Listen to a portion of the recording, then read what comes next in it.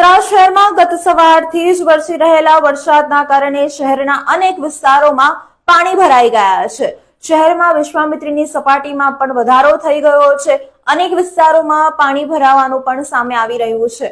વડોદરા શહેરના લાલબાગ બ્રિજ પર ફરી એકવાર ખાડા પડવાની ઘટના પણ બની છે. વડોદરા શહેરમાં નજીવા વરસાદે જ મહાનગરપાલિકાની પ્રી મોન્સૂન કામગીરીની પોલ ખોલી નાખી છે.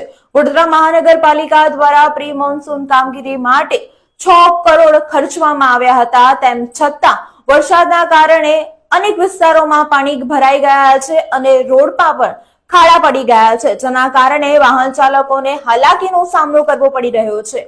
પાલિકા તંત્ર દ્વારા યોગ્ય કામગીરી કરવામાં ન આવતા બ્રિજ પર અનેક વાર ખાડા પડવાની ઘટનાઓ બની રહી છે. વડોદરા મહાનગરપાલિકા દ્વારા જે પ્રી મોન્સૂન કામગીરી કરવામાં આવી હતી તે તદ્દન નિષ્ફળ પુરવાર થઈ છે.